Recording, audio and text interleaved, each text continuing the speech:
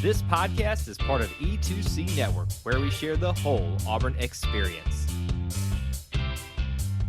David Housel described it best. We are living the whole of the Auburn experience. You can quantify it, you can qualify it through a variety of methods, time, people, places, and things. But at its heart and at its core, the Auburn experience is all about Auburn sports, Auburn culture, and Auburn family stuff. An easier way to say it, though, is if it's orange and blue, it's what we do. So thank you so much for joining us and what we're going to be doing today. Episode 151 of the Auburn Experience podcast. As always, I'm your host, Kyle Loomis, and back in the saddle for another 150 episodes, I hope, Mr. Austin Scott. Sure, why not? War Eagle, thanks so much, Kyle. My Siri just turned on when I said sure. Well, that's kind of creepy. That was weird. Yeah, it was a little bit odd. Tim, stop. Anyway, War Eagle, I'm glad. I hope Tim listens, but I hope it's not through that way. Hey, Tim, if you're listening, we could use a little something on the side. Hey, we'll sponsor Apple all you want, Tim. This can become the Apple experience. I am literally using an older model of you want. I'm looking at so much Apple right now. It's what's happening right now. Come on, Tim, get on board here. We got to get some help over here.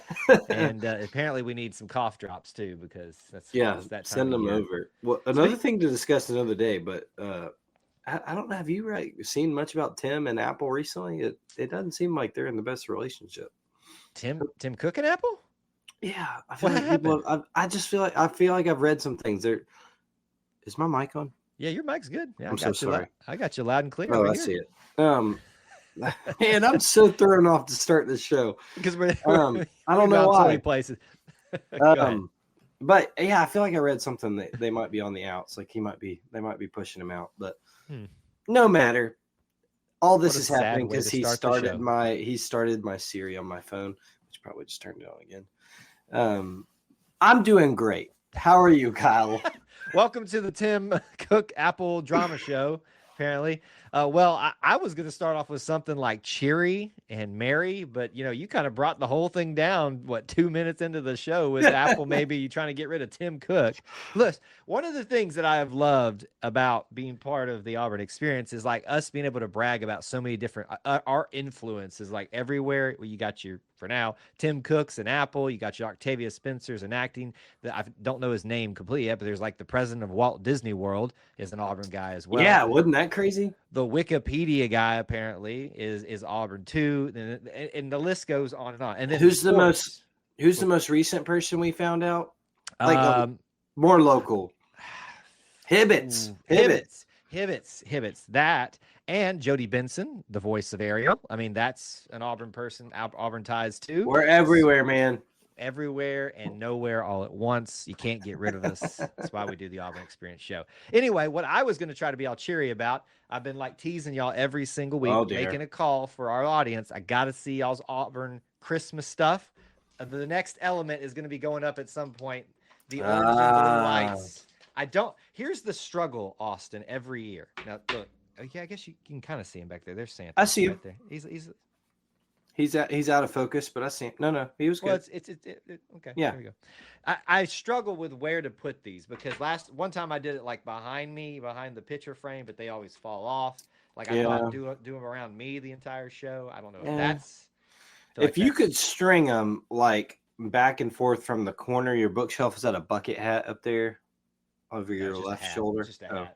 Well, from there to like the side.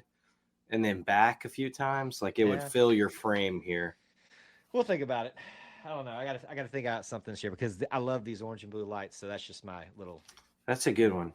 Our point in bringing this up, folks, we've been for the last 3 weeks now, and this is going to be your shtick for the entire time for me. I need to see y'all's Auburn Christmas stuff, whether it's Auburn Christmas ornaments. If you got a creepy Auburn Santa back there, who Austin said last week needs to have a blue coat. I think he needs blue with orange trim. That is my preference. And I'm also going to ask this because I think we're on the same wavelength here. I think you had homework that you were supposed to present us this week. Maybe did I have homework? I think you were. So you were supposed to present us something this week related to Auburn and Christmas. I hope it's what I'm thinking of. I think it is what it is. How much more do you need me to delay for you? Yeah. So I thought of it as you brought up Santa. Did we talk? We talked about how we had Aubie Claus this week, right? Yes. Well, you said you were going to. I didn't know if we had stuff to share or anything. No, we went to Aubie Claus on Thursday. I think it was. Yes, Thursday afternoon.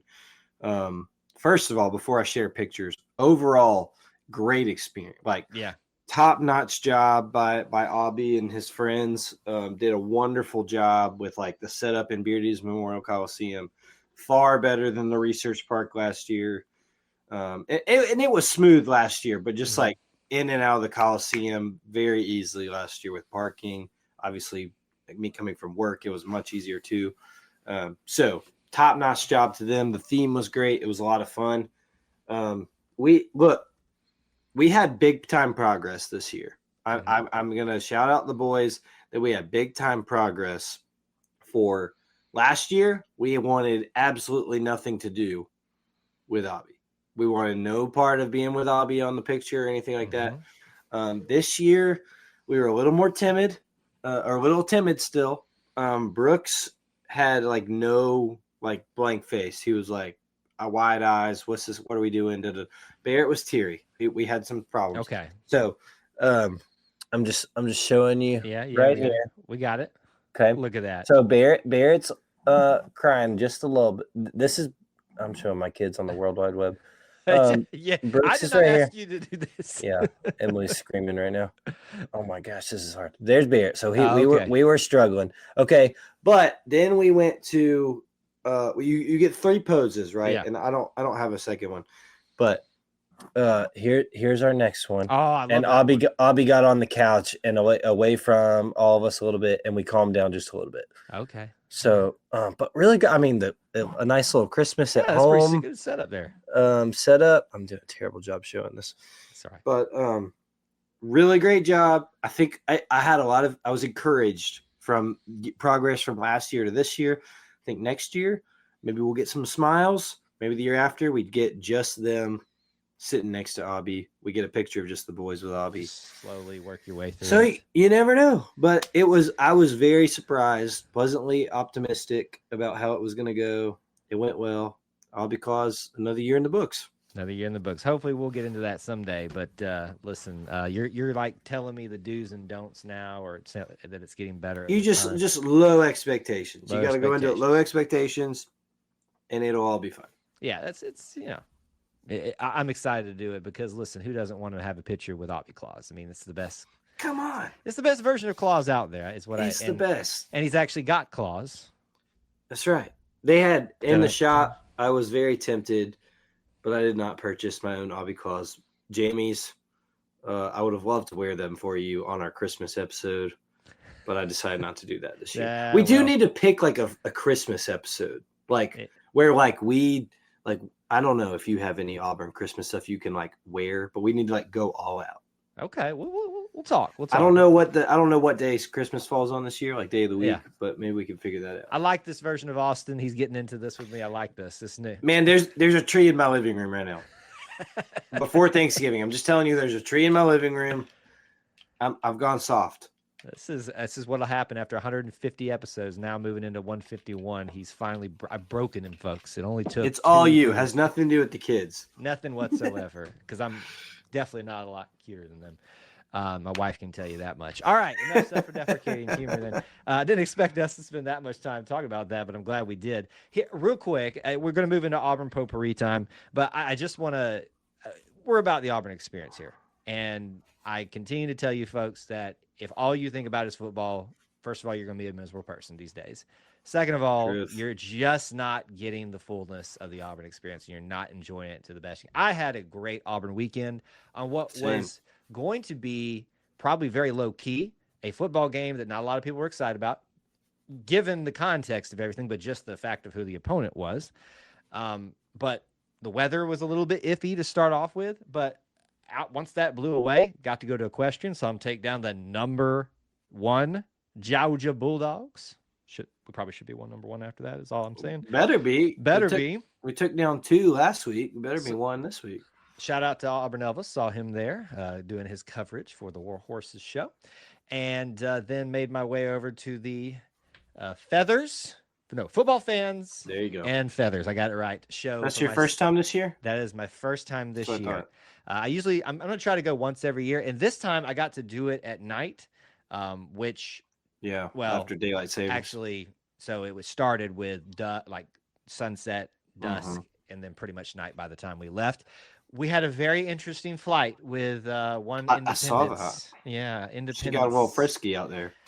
Well, frisky makes it sound a little bit inappropriate, but she spread her wings, you would say. She lived up to her name of Independence. There you go. And decided to go fly off into the distance. I want to just say this, folks, for those of you that watch that video, it looks so much worse of a situation than it actually was.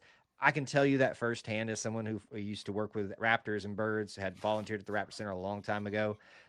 Everything was fine. Everything was under control. I know the answer to this, but I was going to ask you that. They didn't show. There's no panic from these people when that stuff like that happens, right? Well, there's no panic, but you gotta make sure that you keep an eyes on them, right? So that you'll see in the video some handlers running out into the woods, essentially. Yeah. But the angle of our video, makes it look like she's gone. Like there's no coming back. It did. That thing stretched forever back there. So you're fine. We're fine. Independence is still with us. Just wanted to literally live up to her name. Did that. Ate at Sheila C's Burger Barn. How was that? A long wait this time, but that's just because it's a Friday night. But hey, excellent food as always. And then of course football. Yeah. And I had not therapy, but Victory Taco Bell finally this year. So it was a good Auburn week for me. That's kind of how it all went for me. But enough about me in this weekend, unless there's something from this weekend that you wanted to share. No, I mean, that Obby Claus was my main one I was going to share with you all, and we had a good weekend too. Took the boys to the game. We made it through the band. Made it through the half, cut our losses when we were ahead, both on the field and off. And saw the eagle flew from right above us. So that's right. You would have been right there. That to have the boys there for that was like extra special. That was and like, not to boost the ego, but like I kind of noticed before the rest of the section. And so I got to be like, hey, Brooks, my toddler I'm holding, there's the eagle up there. And everybody's like, ooh. So I was kind of like, letting everybody else know. Just making yourself feel real good about yourself, aren't you? I was. I'm the co-host of the Auburn Experience, so I gotta, try and give it off to people. I'm also, I don't know if we've discussed this. I favor having Aria fly at the football games, the Golden Eagle. Showing a little bit of preference, I see. I do show preference. To me, that's a little bit more tradition. Okay. You're one of those. We can debate that another day. That's fine. You can be wrong. I've never seen Aria fly away from football fans and feathers, so you can be wrong. That's fine. You prefer that bald? No one said anything about a preference, but I'll defend my little Eagles every chance I get. I'm just saying, if I had the choice, that we don't fly two. If I had the choice, I'm picking the golden one. Anyway, she flew right over us. She flew right over us, and that was pretty awesome to see too. But the boys had a great time. They loved the band. They watched Obby with a giant banana get chased by a gorilla. What more could you? I forgot about that. That was good. Obby was on one in this game. He was doing some good shenanigans, and you actually could watch him because the game finally got in hand. That's right. Significantly. Anyway, we'll talk about that coming up here in a little bit. Volleyball. Let's talk about volleyball. When we left you last week, wrap up of the season, and we warned you that just because Auburn volleyball sat there as one of the lower seeds, still a bye in the first round, that you didn't need to sleep on them because they once again have. Earlier in the season, they did a reverse sweep, meaning for those of you that need a little bit of education on volleyball here, you play 3 sets, wins at everything. So you can go all the way up to 5. That 5th one will be a shortened version of it. If you do a reverse sweep, which means that you gave up the first 2 sets, won the next 2, and then won that 5th and final one, all 3 in a row. They did it in the regular season against a good opponent. Almost did it again, I think, if I'm in the regular season. Against Texas, yes. Texas. And then they did it again in the first round for an upset over Oklahoma. And we got to see it on the Jumbotron inside Jordan Hare during the game, too, which made it even better because, let's be honest, the majority of Auburn fans probably weren't even aware that was going on. So that was a great moment for them to get a little bit of recognition, to watch that transpire and happen in the middle of the football game. So Coach Crouch, now, to put everything in perspective, they got put out today by the number 2 overall team in women's volleyball, Kentucky. Yep. But hey, they gave them a fight. They beat them last year in a big upset. Hey, I think they're probably going to be making the tournament, the actual NCAA tournament. It's been a pretty good year for them. Yeah, pretty good year. I'm glad you brought up them being on the Jumbotron, too, because that was really cool to see. I don't feel like, of course, now, like we've said last week, this was the first SEC tournament back in quite some time for volleyball. Right. So that doesn't happen very often. That it also works out it's happening at the same time. But that was really cool to have a nice Auburn family moment and cheer on the girls. And I think, obviously they were higher seeded by 1 than Oklahoma, the 8 over the 9. Mm-hmm. And that was, chalk for them to go on and win and then lose to a top 2 seed. But they did what they were supposed to. And I think that they did it in thrilling fashion, because why wouldn't you if you're an Auburn sports fanatic? They don't play normal matches, game sets, whatever. So really happy for them. Really excited to see where maybe they end up and follow however long their season continues. Yeah, that's it's been a good bounce back year for them after a little bit of a drop off. Selection show. I should know that, and I don't. Well, if today was a loss to Kentucky, then semifinals will be tomorrow, and then finals Tuesday. So maybe Wednesday selection show. Wednesday. I feel Wednesday feels right, or maybe Tuesday night. I don't know. I was gonna say it could be like football. We literally just play the championship game and it's selected after that. I don't know. Yeah. For the SEC. Anyway, volleyball action still ongoing, and they already have had a little bit of fireworks in somewhat of their postseason play right now. Now, we're not going to do a full basketball segment, Austin, because we got other things we're going to discuss today. But we do need to address, obviously, a little bit of what's transpired and what's about to happen for men specifically. Took down Jackson State in record fashion. Can we just acknowledge 5 for 5 in three-pointers, which was pretty fun to end that game versus Jackson State. Yeah, Mr. Simon Walker. Mr. Simon Walker. I keep trying to change Simon Walker and Justin Powell and call like Justin Walker and Simon Powell. So Simon Powell. I know there was another same ethnicity 3-point shooter that we had a few years ago that I get them interchanged, and I kind of mix their names up and all that kind of stuff. Is there Simon Powell though? I feel like that's a real person. There was somebody of similar name and all that kind of stuff. Anyway, but how about that little ending there from him for his first action of the year? Well, and I I really don't want to make this seem like is the case, but I think there's probably a handful of people who think Simon Walker is a walk-on, or thought in that moment, because he hasn't played this year, and sure. And just being quite upfront and honest with you, his ethnicity.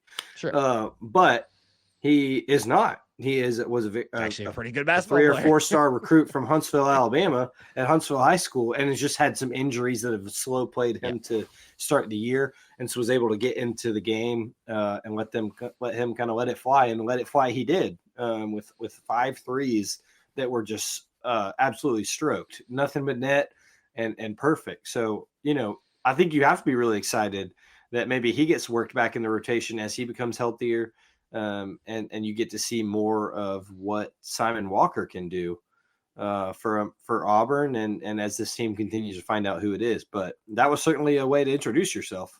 Yeah, and let's be honest, when you take down a team as bad as you did Jackson State, that really becomes the main point. Keyshawn Hall was out, obviously, after his injury. That's probably the other bigger story out of that, and there's implication of will we see him, and what we'll talk about real quickly here. Big week for Auburn men's basketball. I mean, you thought the Houston matchup was big, and it was number 1 team at the time. Certainly. But this is an event of sorts where Auburn can really stake its claim for where it falls in the pecking order of college basketball. They established with Houston that they are worthy of competing with the best of the best, at least in the context of at that time with the rankings and stuff. And Houston, I think, is going to be one of the best all season based off what we saw.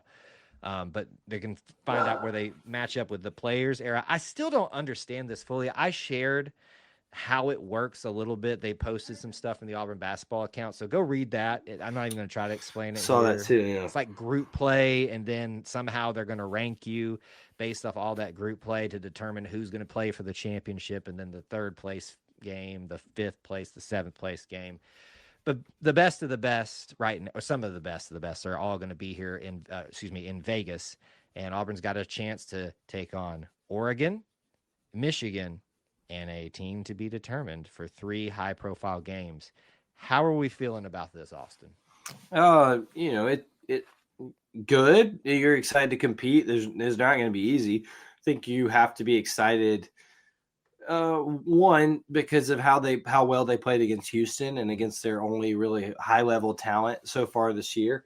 Now you have to factor in Keyshawn Hall is not going to be fully ready to go if ready to go at all. Sure. And certainly you have to make that case, but that's also a chance for people to step up that might get more minutes or might have the ball in their hands a little bit more or might have the focus on them a little bit more.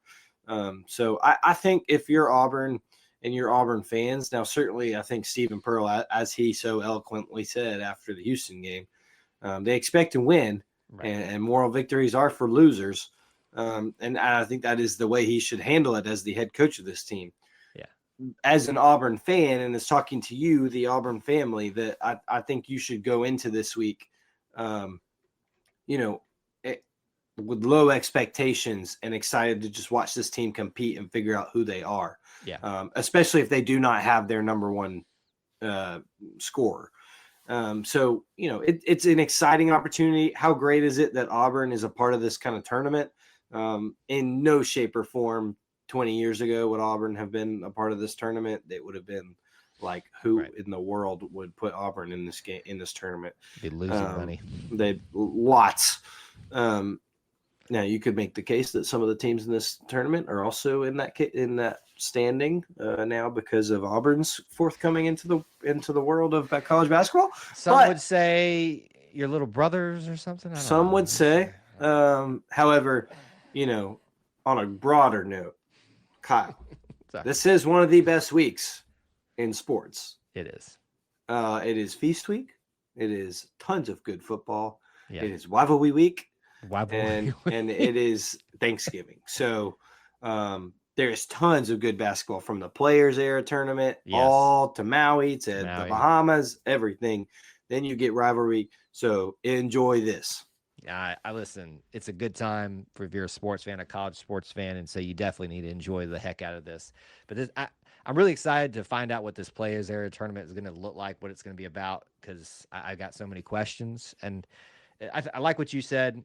Certainly, this will tell us a lot about the Auburn basketball team, but we're still so early in this game here. I wouldn't overreact, good or bad, to too much of this. I think that Houston game is really the benchmark, though, of kind of showing and proving to Auburn fans, no matter how high you get or low you get, that this Auburn team is ready to compete with the best of the best, and hopefully they show that out there in Vegas.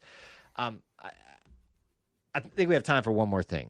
I would just want to ask it. You segued us right into this little thing. It's Thankfulness Week, Thanksgiving this week. Let's go for the good feel here, Austin. What are you most thankful for in the Auburn experience right now? Like, if you just had to say, this is the Auburn thing that I am most thankful for right now, what is it? Oh man, this is not something we discussed pre-show at all. I love putting you on the spot. I know you do. Man, I'm very thankful for, a lot has changed in my professional world as of late, and I see the Auburn experience from a different angle now as an employee, and I'm very thankful for how welcoming and how incredibly kind everyone has been for Auburn at Auburn, and, sure. and to me as someone who's new there,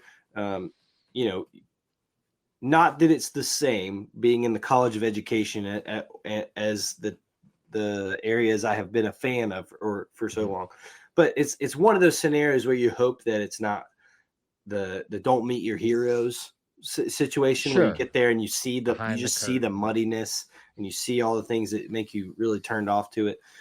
It has not been that situation for me. Of course, I'm just a few months old, and like I said, I'm just in the College of Education. But I've been very thankful to see a university I've supported in a variety of ways for so long be just as welcoming as I've hoped it would be. And it's been very generous back to my family. So I'm very thankful for that. I'm thankful to live here, man. We joke all the time about me being a resident and whatnot, but man, I love living here. I love this place. From everything from a big time high school football game, being here all weekend long. That's what we were supposed. Sorry, go ahead. All the way through the weekend of just seeing the fruits of people getting ready for Christmas around Auburn before Thanksgiving. I'm very thankful for how the Lord has blessed us in our time in Auburn post student life. It is the full Auburn experience to live it every day, and I couldn't be more grateful. Wow, I mean, I did not expect that out of you. That's on the spot, people. That was on the spot too. I'm pretty impressed by that. So everything that I was about to say and more just kind of pales in comparison. So I'm just going to leave it at that. That was a great segment of Auburn thankfulness from Mr. Austin Scott. We got to squeeze this in here. I can't believe we didn't. What you just mentioned. Oh yeah, man, Auburn Opelika. A little community thing. It's still part of the Auburn experience. Auburn High School versus Opelika High School, the sister cities. That's why they call it the Auburn Opelika big time game. Obviously, it's a rivalry, and they play obviously earlier in the season. I think that's still the case.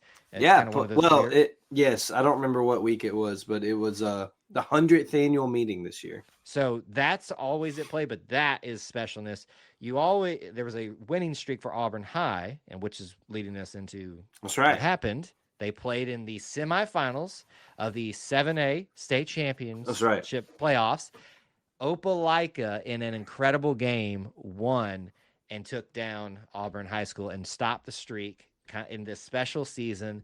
The town was all abuzz about it, even with the poor weather that started on the day.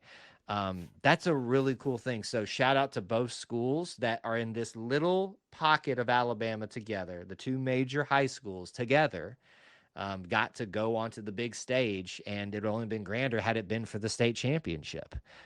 But it was really I think we're going to admit you probably always have a slight affinity towards the Auburn High School just because says Auburn in it. But Opelika is just as much about part of that little unit, that little family as well. At least that's how I feel about it.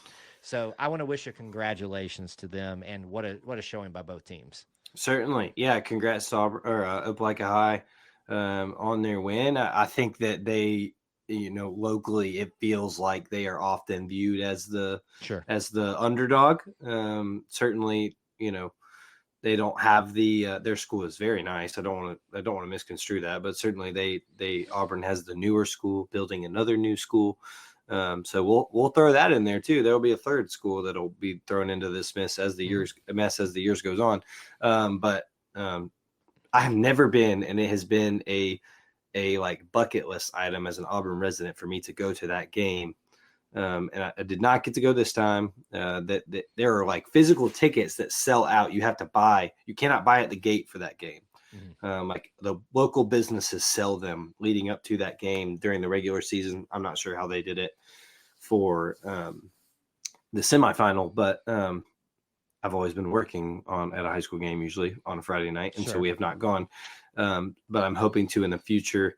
But man, both cities just go nuts for it. I know there were live streams in downtown Opelika. There were live streams at the Heyday Market of the game. It's a big deal and crazy that they met in the semifinal. I always dreamed, like when I was in school, of them like meeting in the state championship at Jordan-Hare when they would host it. Because like that'd probably be the only time you sell out like Jordan-Hare, the lower bowl, for a state championship game. Right. But anyway, incredible game, really fun game. And yeah, congrats to Opelika. They looked like they might face another local team in Central Phoenix City, but they were dethroned by the Dynasty Thompson Warriors. So best of luck to Opelika playing Thompson in the 7A state championship in Birmingham in just like a week and a half, I think. So that'll be one to watch. I think we'll be rooting for Opelika, and we'll see how they do. Hopefully we'll get to have a good update with them in the the coming days or so. All right, well, that's an extended Auburn potpourri. We gotta we gotta do our due diligence here. We are going to start off with football, and let's talk about Mercer. Obviously, dropped a deuce on him.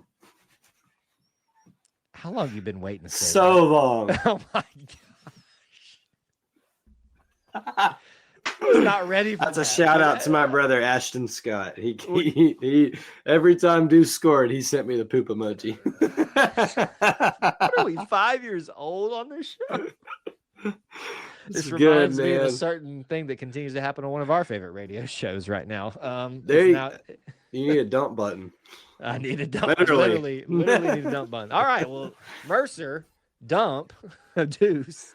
Obviously, the matchup itself was not going to be the biggest talk. Everybody's looking to, one of the most frustrating things this week was trying to get people to focus on Mercer and just, hey, by the way, they can score, y'all. We found that out pretty quickly in the game. Just because they're FCS doesn't mean they're not going to be at least some of a challenge at times, and they were in the first big time quarter, offense. Big time offense. But the story really was never going to, whether the context was about what's been going on this season or just the game itself, it wasn't going to be the biggest game out there. But boy, were we treated to an exciting first quarter where they got a 14-7 lead, and I think we all thought, oh Lord, oh boy, here we go, we're about to lose our opportunity for an epic Iron Bowl with stakes for both teams. But thankfully, the Auburn Tigers take them down 62-17, and the bulk of that comes by way of first-time starter dropping a deuce on him, apparently for Austin. Deuce Knight. 4 rushing touchdowns, 2 passing touchdowns. He had himself a day. This is the thing that everybody has been clamoring for. Everybody and their mama is the same. When is Deuce going to start? Well, folks, you still need to realize if he's not starting, that means he wasn't ready yet. It may take them a little while into the season to get to the point where they have the opportunity and are ready. Both those things have to coexist. But you finally got it. I enjoyed watching the kid a lot. I don't think he was – I think the numbers outweigh everybody's view of this. I think there were still some things that I saw out of him that show me he's still a freshman. But I'm not going to dog the kid for that. I enjoyed watching him play so much, and it was such a ball. Oh, I couldn't agree more. And I think people, we heard about him a lot on give Deuce a chance early in the season.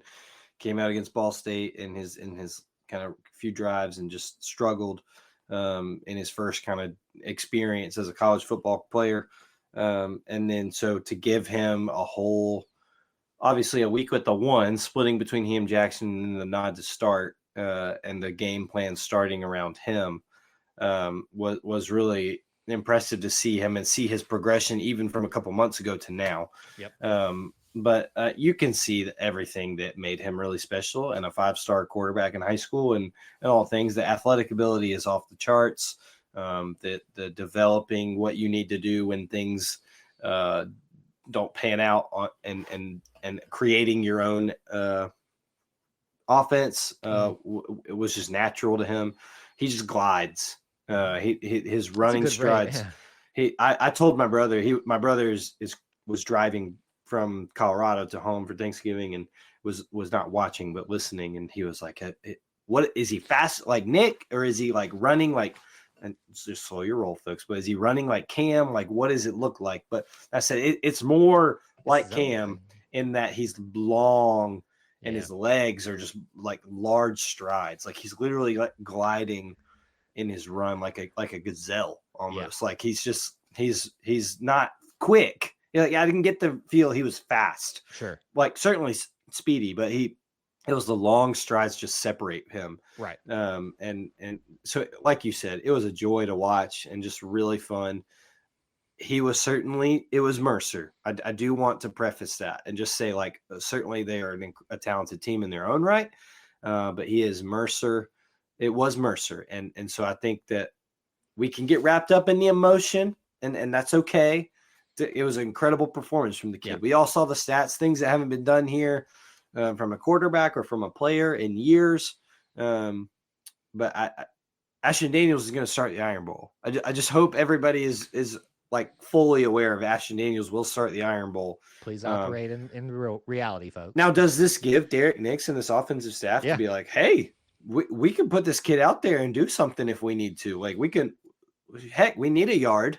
Let's see what we can do. And so I think it was just nothing but positive to be able to see from this Auburn offense, and nothing but things that you can also make sure you have Alabama planning for this week. Yeah, absolutely. I think Deuce did exactly what the doctor ordered for people. People that wanted to see what he could do. We did that. I like what you talked about with him gliding. We took a video of that first run, his first play as a starter. And it just was so weird watching him run because, like you said, it wasn't like it felt like he wasn't trying. And then all of a sudden I realized, oh, he's not going to get tackled. He's going to go for a touchdown. And that's what I mean. Like and I'm not saying he's Cam Newton, but like that's how we felt. Stop doing that to kids, folks. That's how we felt when Cam played Arkansas State that first game. Is I was like, oh, that guy's they're not going to catch him, and he's not that fast. Like he's not moving at like a speed that you're like, oh, he's gone. It's like they're just not going to catch him because his legs are just longer than theirs. That's exactly how it felt watching him on the first play, and then that 50-yard run when he just sliced through the D. Enjoyed watching, but folks, let's keep this in perspective. It was Mercer, and he's not Cam Newton. Deuce Knight Deuce Knight. That's right. Let him make his own story, and we'll continue to celebrate Cam Newton as we did during the season, retiring number 2. That whole thing got stirred up again this week. Tell me I don't need to listen to you more without. Anyway, that's an overused phrase. But congrats to Deuce for such a great game. But we enjoyed watching the heck out of you. Quick grades here: offense, defense, special teams. I will get us started for Mercer. As we just gushed about the offense, whether it was Deuce, I think Jackson, did fine with what he was offered with. He took a sack or two, which whether it's his fault or the line's fault is up in the air, but had a great run himself. Running backs were a little bit disappointing to me in this game, and whether that's more on the running backs or the offensive line not providing room for them to work within what they were trying to do. Wide receivers had great moments. Cam had a great toss. So I'll just give an A. Just some few minor things will keep me from doing an A+, but you're supposed to put up 62 points on Mercer, so I'm glad they did. Certainly, and I think, like you said, the running backs room was kind of I don't want to say confusing, but just Jeremiah Cobb did not quite perform like Deuce was able to do what he wanted. And Justin Jones was doing well as well. We didn't see Omar Mabson. I know.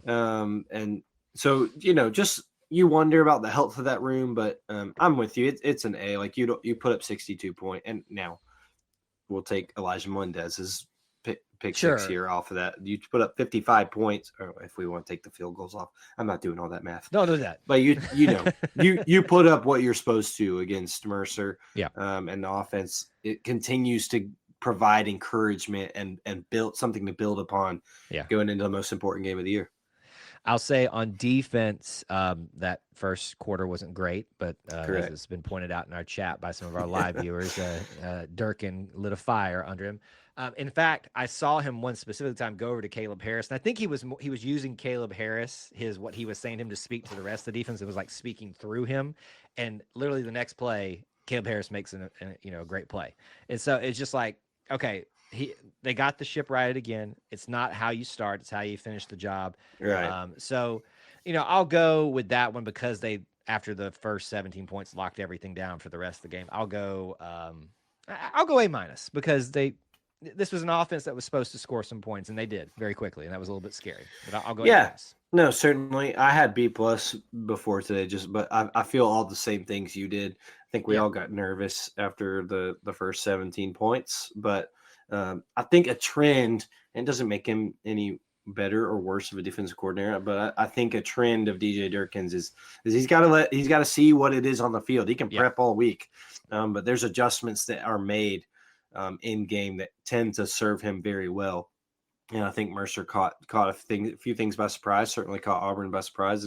And look, they're human kids. They're kids. There's not to say they're not looking forward to next week already. And certainly a team like Mercer, who Auburn is supposed to win, they know that just as well as we do. I'm not surprised by them coming out and getting punched in the mouth. Certainly, you don't want to see that. But I agree. I think it shows a lot from the coaching staff and from the players that you make the adjustments and they work and you stick to them and you beat the opponent like you're supposed to. I'm going to say special teams. I'm not even going to talk about the rest of it because of Alex McPherson. He makes Correct. 2 very long kicks. I think the longest of the season thus far, 49. Yeah. A+ for me. And I think there was a muffed punt kick return, something like that one time, but I'm just going to, I told y'all last week I want them to go with reckless abandon for the rest of the season, so I'm ignoring it at this point. So call me inconsistent. I don't care. A+ for me out of special teams. Anything bad? I did think about you on that kickoff. They ran into each other, and I thought, oh my gosh, reckless abandon. You're right. They listened to the show. It's an A+. To see Alex continue to do his thing, Kyle, he is 18 for 21 on the year. Yeah, and all 3 in that Missouri game. It was truly an anomaly, an anomaly for that kid.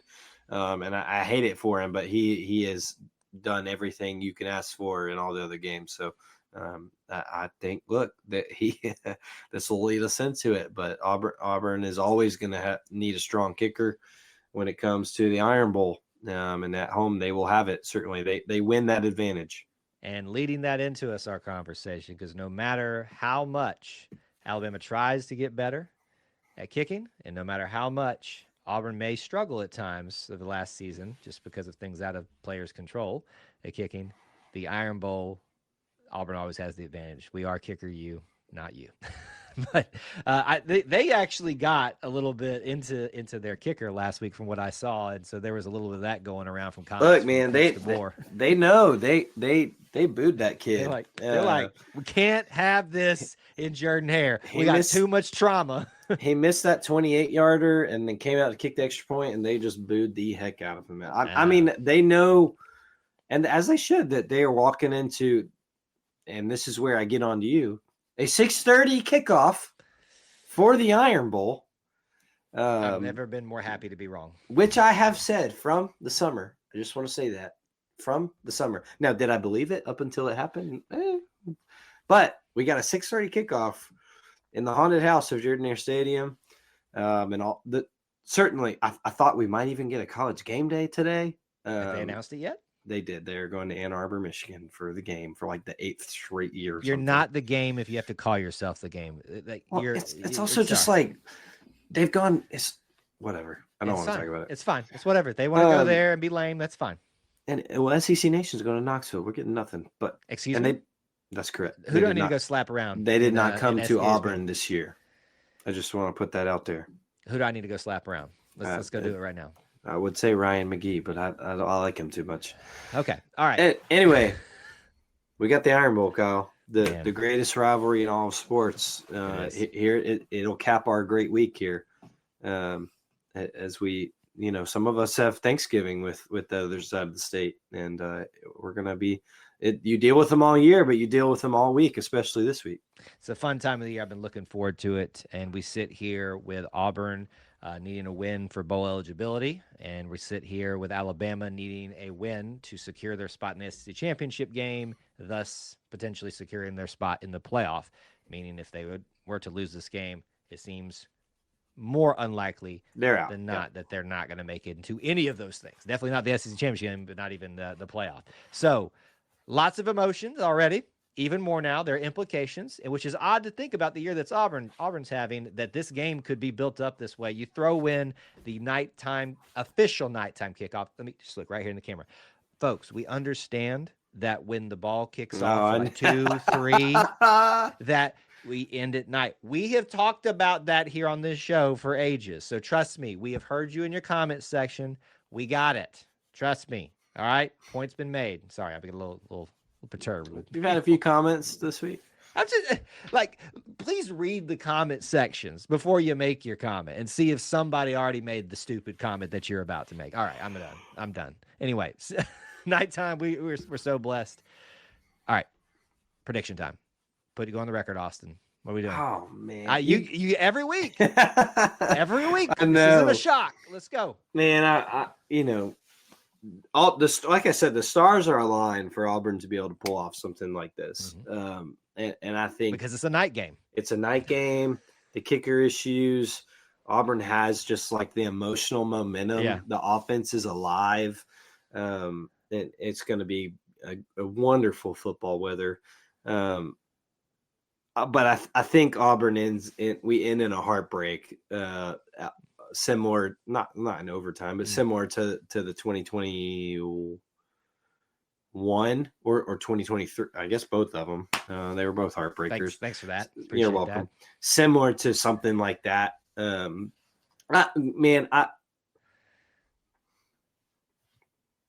I desperately hope I'm wrong. But I just feel like something like that ends up happening to Auburn. I feel like they have all the chance to win it, and it would not surprise me in the least bit, truly, if Auburn wins this game. Over the course of the Iron Bowl, you don't see these like what's my word here, like massive, earth-shattering upsets where like in the last 25 years or so, where like the really underwhelming team takes over the top team. So I'm kind of leaning on a little bit of history for that, but man, it wouldn't surprise me. And man, I hope I'm wrong. But I have a feeling it's a less than 5-point win for Alabama. And I believe you picked Auburn to win in the preseason, if I'm not mistaken. I could be wrong. Well, as the season's gone on, Kyle, I've been wrong on a lot of those games. We both have. I remember I picked Alabama to win in preseason. I will not be doing the preview and prediction show this week just because it's Thanksgiving. Yeah, sure. So I will go. So give it to us. I will go on the record with you right here, right now, by the score, and I'm just off the cuff, not even thinking about it. Boom. 31-21.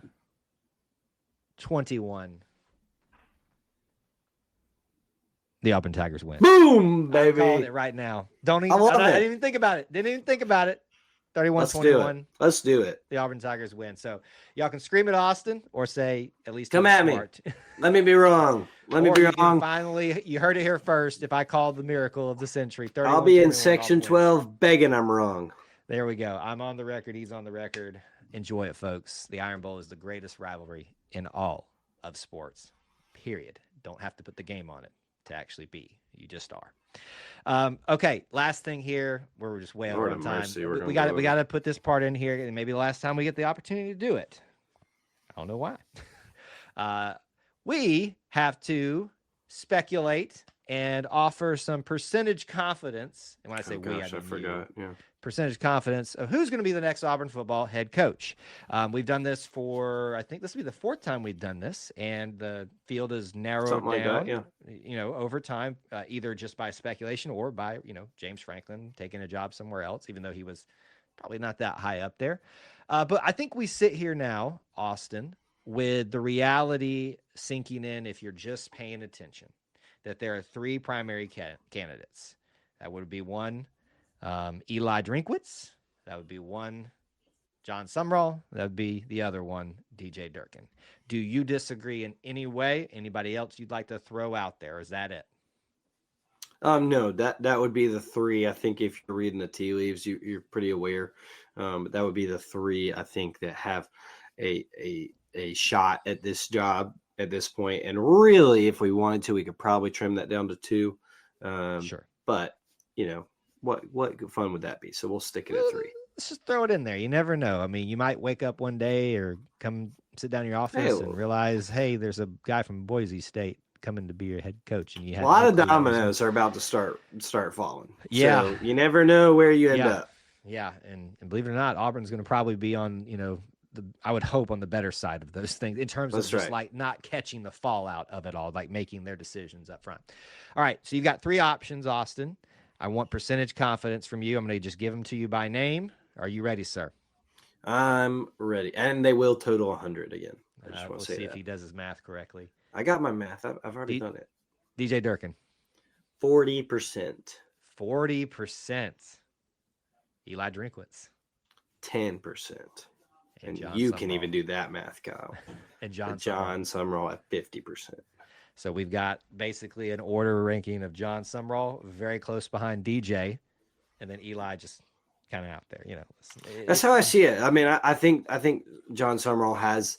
I think he's been the leader for a long time. We've said that. I think he's probably going to be it at this point. I think that, outside of him taking a job or the playoff becoming an issue, I think that he is probably the next head coach of your Auburn Tigers. Now, certainly DJ Durkin can do a lot for himself this weekend. Absolutely. I'm not of the opinion that one game should alter his candidacy of like magnitude. Like, oh, he wins, he should definitely get it. I think you have to still do what you believe. And me talking to John Cohen, still believe what you think is best for Auburn, and that is certainly for him to decide. It'll be certainly his job. But that's kind of the way I see it right now. That those are not my opinions of who I would want or anything like that. That's just how I see the facts and of what we look to be headed towards. So we should know. Hopefully we know something by the next episode. You hear from Kyle and me. Whether you like the choice or not, or the choice is, I think we all recognize Auburn's going to be in a better situation if they make this decision quicker and don't get in the fallout of everything. So I think that's what you need to be hoping for right now. Let's get some continuity going. Let's get the anticipation built for a recruiting class that's got to come together, all that kind of stuff. So whether we're doing this again or this is the last time, there you have it. Austin's on the record, so y'all can scream at him for yet another thing in the comment section when he's wrong about it. Bring it on. Come on. They will. That's what he says. It's not my hair, but they will. All right. Last thing, we're going to spend time on our last main topic. And frankly, I think we could spend a lot of time on this, but we got to be good. This is not going to be sports related. This is definitely like our culture area, but it's more about the kind of the academics and stuff like this. But I know that's going to be like, oh, everybody's going to tune out. No, there is a integral piece of Auburn's structure. In fact, I would say, Austin, that if we were to remove said structure, I'm not certain that there's not a fault line under it that will just cause Auburn to fall into the ground. I think Haley Center is that integral to Auburn's history and physical well-being. That's my opinion. You don't have to hold that opinion. I acknowledge that there are still people from the 1970s lost in quadrants. Say, the individuals who are lost in there don't think that way, but if you can find your way in there and help them out, I mean, they still don't know what's been going on. They don't know that we have 9 national champions now, So we didn't even talk about that. We didn't talk about that. Too much to talk about this week. But why we're bringing this up today, I think personally, I'll just say to me, I need to do a better job of this so we can be prepared to talk on this show about it. But when they have these board of trustees meetings, there's a lot of good information that comes out about this. And one of those happened, at least recently, at least a report came out about it. Other things, announcements for other updates and things, or things that are being explored. But the future of the Haley Center is officially, I want to say, on the table. However, I find it very interesting in the article that they wrote to talk about the announcement from the Board of Trustees. It's the Haley Center with a sunset behind it. And so to me, that felt very ominous. And when you read it, and we're not going to read like the full thing on here, but basically here's the first couple lines. The Auburn University Board of Trustees has approved a comprehensive evaluation of Haley Center to determine the future of the university's busiest and largest academic building. There's a couple other sentences in here that I think are very key if you take the time to go and read it about this, because when you see that photo, you hear the future of it, people start thinking, is Haley Center going to go away? And let's be honest, it's probably like Spinal Hall that just got demolished. One of those that's, once it doesn't have a use anymore, it's aged. It's probably got some stuff in it. Let's just put that out there. What happens to it? So no real agenda here, Austin, but you've seen the article, you've seen the discussions about it. Are you, in your mind, with Auburn announcing they are beginning stages of exploring how to integrate it into the future, what needs to happen, are we in danger of losing Haley Center? Yeah, I think you have to say you are. I think that when you look at, the kind of, and I'm just reading from the Vice President of AU Facilities Management, Mr. Jim Carroll, when he says, we have to make a choice whether we replace it in the same envelope, size, and scale, or if we do something different. And that this is a comprehensive renovation option, or demolish and replace with a new building. I think when you see that there is a real chance that you could. Now, I'm of the personal belief I don't think that will happen. I think that they will take this year-long review look at it, and I think that they'll probably look at, just my best guess. I'm not a construction person. I'm far from it. I don't know how to build anything, but I think that they'll probably come back at this and look and see that it's probably going to be a more pricey move than altering what Haley looks like. Yeah. As a nostalgia person, there's people who just can't stand Haley and hate Haley more than anything. I don't hate it. To me, it's become one of those Auburn lore nostalgic things that has grown on me and become part of just what campus is. I know for a fact my father fell in love with Auburn the first time he went to it in the Haley Center, and just thought that it was just the most crazy thing he'd ever seen, being in Auburn, Alabama, coming from where he was. So I think it's a landmark that I would be sad to see torn down, sure, truly. But I do think that it could be I think it could be a gorgeous building, like if you really spend the money to reface it, renovate it, make it what it is. Like you said, I don't think that it's really going to be anytime soon that we actually see the TNT and Wile E. Coyote and Rube running out there pushing the button to make it come down. It is housing the College of help me, Kyle, Human Sciences. Yeah, I can give you this. So go ahead. I'm glad you brought up dates and stuff like that, because here's the reality of the situation. I think there's 3 key factors in here that are going to show you this isn't coming quickly. First of all, they just renovated the Auburn University bookstore. Sorry, Iron Bar Week, folks. I got it all in my head right now. The Auburn University bookstore. Shout out to them, by the way. Enjoy sharing their buttons every week. So that is one thing I think that, in fact, I would say I know for a fact that is helping its case. That was two. It says that will be taken into account. Yes. So that was $2 million. They're already on the books for it. So you got to get your money's worth out of that. You also have if people didn't know about this, I missed sharing this about Comer Hall, the main building of agriculture, has been gutted and is being reworked. I had no idea. Yeah, if you go over there, in fact, it looks a lot, somewhat better now. But there was a point where I was like, "Good Lord!" Like, I mean, geez, give it a little. I knew they had like the yellow things out of it, but I thought, maybe HVAC's problem. Yeah, fall 2026 is when they get to apparently move back to there. So they will exit Haley. But after that, we've just taken down Spidal Hall, which means Human Sciences has got to have the College of Human Sciences has their home there for 2027, fall of 2027. So until the school year of 2027-28, I don't think you're going to see a change like that. Feels guaranteed, to be honest with you. Well, I completely agree, and even still, when Human Sciences leaves, it's not going to be an empty building. There will still be people in there. I don't know who's in there the most, but I know there's offices. Yeah. The College of Education's moved out because of a brand new building, but it's not like, all right, everybody's in a place, so we can tear this down, no problem. There will still have to be things in there. So you tear that down, you're without it for a couple of years. You got to put those people other places. And this is all things why they're doing a review for a year. Like they will figure this out. They will figure out what the best move is. I'm fully confident in them being able to do that. I think it's just a matter of, it's going to be very interesting to see what they come back with, what's ultimately decided about Haley. It feels like outside of so many people for so long is, Haley, or, it's an eyesore, or, tear the tower down.